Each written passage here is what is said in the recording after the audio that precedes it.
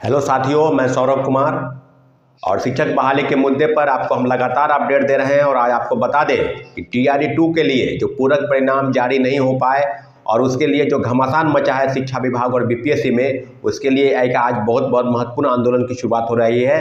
तो जितने भी साथी शिक्षक अभ्यर्थी मेरी बातों को सुन रहे हैं, Miller high school JD office के पास मिलर हाई स्कूल है, वहाँ पर आप पहुँच जाएँ और अपनी बातों को सरकार तक लोकतांत्रिक तरीके से जो पहुँचाने का अधिकार है, जो अधिकार आपको मिला है शांतिपूर्वक, उस आंदोलन में आप शामिल हो। निश्चित रूप से 14,700 पदों की जो सूची भेजी गई थी 3 जनवरी को, और उसके बाद BPSC ने रिजल्ट प्रकाशित नहीं किया, तब शिक्षा विभाग ने उस चिट्ठी को वापस लिया है। और तत्पश्चात ये बात अब क्लियर हुआ है कि पूरक परिणाम 31 तारीख के पहले, यानी आज के पहले, लेकिन अभी तक परिणाम जारी नहीं हुए हैं।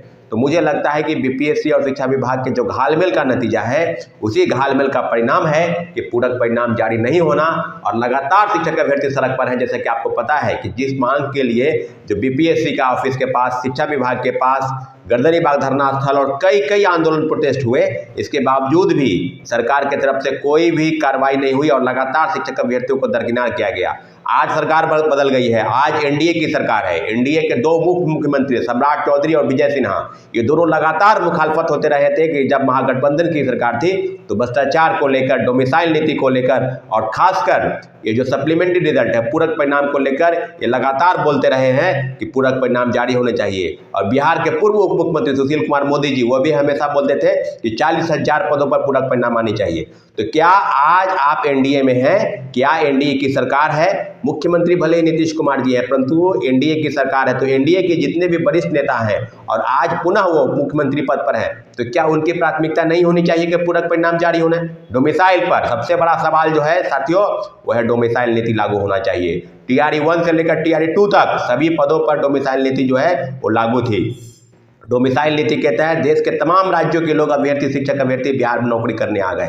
और बिहार के लोग जो दर की ठोकरें खाने पर मजबूर है, इसका एकमात्र कारण है वो है डोमिसाइल नीति का होना। इसलिए हम मांग करते हैं माननीय मुख्यमंत्री जी से कि तीसरे फेज की बहाली के पहले डोमिसाइल नीति को जो है वो समाप्त किया जाए। बिहार के जो नागरिक है, मूल निवासी है, उन्हीं को प्राथमिकता दी जाए। अगर आपको आरक्षण देना ही है, जो 5% या 10% आरक्षण का लाभ देकर उस चीज़ों को उसमें शामिल किया जाए। लेकिन इस तरह की चीज़ें बिल्कुल नहीं हुई। और TRE 1 में लगभग 28,800 नियोजित शिक्षक हैं जिनको राज्यकर्मी का दर्जा मिला। TRE 2 में लगभग 11,000 से ज़्यादा नियोजित शिक्षक हैं जिनको राज्यकर्मी का जो परीक्षा पास कर गए। तो क्या TRE 1 में जो पद खाली थे, अभी तक 92-93 हज़ार लोगों को ही नौकरी मिली है, और उसमें से भी 28,800 नियोजित शिक्षक हैं। और फर्जीवाड़ा तो मुझे लगता है कि कोई ऐसा जिला नहीं बाकी है जहां से फर्जी की सूची जिला शिक्षा पदाधिकारी की तरफ से BPSC को और शिक्षा विभाग को नहीं भेजी गई हो। तो अब ये बात क्लियर हो गई है कि TRE 1 से लेकर TRE 2 तक, और TRE 2 में जो सबसे ज़्यादा फर्जीवाड़ा हुआ वो 2 मामले को लेकर ज़्यादा फर्जीवाड़ा हुआ। हम स्पष्ट कहते थे कि डोमिसाइल सर्टिफिकेट और दिव्यांगता का प्रमाण पत्र, ये दोनों प्रमाण पत्र जिलों से बनाकर लोग शामिल हो गए और उनको बाहर करने की जरूरत थी। आज हम आपके साथ हैं शिक्षक बहाली के मुद्दे पर। TRE 1 में जो कोर्ट केस हुआ है, उसके संदर्भ में आपको हम अपडेट दे दे कि उसके मामले में अभी तक टोकन नंबर नहीं मिला है। टोकन नंबर मिलेगा, फिर केस नंबर मिलेगा, फिर सुनवाई होगी। तो थोड़ा प्रतीक्षा करना है। फिर TRE 2 को लेकर जो घमासान मचा है सबके सामने है। आने वाले समय में जो सरकार है, जिसके सरकार की स्थापना हुई है, कैबिनेट की पहली बैठक भी हो गई है, तो हम लोगों का प्रयास होगा कि जो मुख्यमंत्री हैं उनके समक्ष चला जाए और ये मांगों को, क्योंकि आप जब सरकार में नहीं थे तो इस बात को कभी प्रमुखता से आप शामिल करते थे।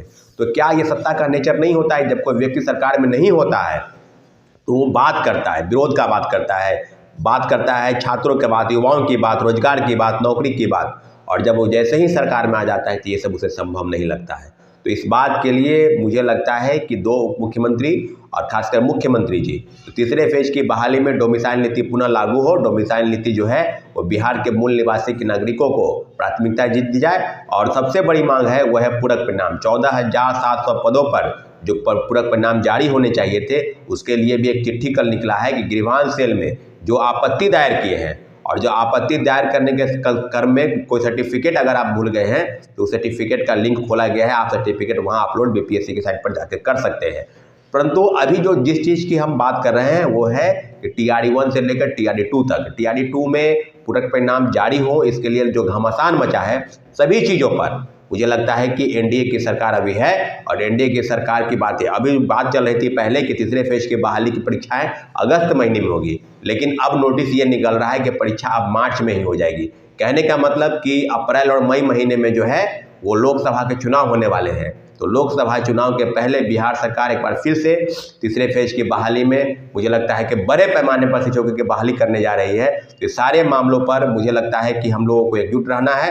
शिक्षक अभ्यर्थी अपनी बातों को निश्चित रूप से जो उचित प्लेटफॉर्म है वहाँ पर रखने का प्रयास करेंगे और हम सभी लोग एकजुट हैं। खासकर TRE 1 में जो फर्जीवाड़ा हुआ बड़े पैमाने पर, चाहे वो सर्टिफिकेट को लेकर हो, सीटेट फेल, STT फेल, कई फर्जी प्रमाण पत्र के आधार पर लोग पा लिए नौकरी, और मुझे तो लगता है कि एक से ज़्यादा लोगों पर मल्टीपल रिजल्ट की बात थी, ड्रॉप आउट की बात थी और फर्जीवाड़े की बात थी। तीनों मामले में BPSC से चूक हुई, BPSC और शिक्षा विभाग से बहुत बड़ी गलती हुई। इसका नतीजा है कि हजारों फर्जी प्रमाण पत्र के आधार पर लोग नियुक्त हो गए। आपको याद होगा कि छठे चरण में जो बहाल हुए थे लगभग 75,000 लोग, जिसको माननीय उच्च न्यायालय ने स्पष्ट कहा था कि इन लोगों को बाहर करना चाहिए, परंतु स्पष्ट रूप से जो शिक्षा विभाग और बिहार सरकार की तरफ से जो प्रतिवेदन गया, वह कहना था कि फोल्डर गायब हो गया है, फाइलें जल गई है। तो बड़े पैमाने पर जो फर्जीवाड़े हुए छठे चरण में वो अभी तक बहाल है, उनको बाहर का रास्ता नहीं दिखाया जा रहा है। तो सातवें चरण में बहाली प्रक्रिया चल रही है, TRE 1 से लेकर TRE 2 तक। मुझे लगता है कि जितने भी गलती हुई है उसका गलती का नतीजा सिर्फ हड़बड़ी है। हड़बड़ी के नाम पर बड़े पैमाने पर फर्जीवाड़ा हुआ, इस सबको रोक लगाने की जरूरत थी, लेकिन कहीं न कहीं बड़ी चूक हुई है। TRE 2 में पूरक परिणाम जल्द से जल्द जारी हो, इन्हीं सब मांगों को लेकर आज बड़े आंदोलन की तैयारी है। सारे शिक्षक अभ्यर्थी अपने आंदोलन स्थान पर जो है वहाँ पर चले आए। ठीक है साथियों, धन्यवाद, जय हिंद।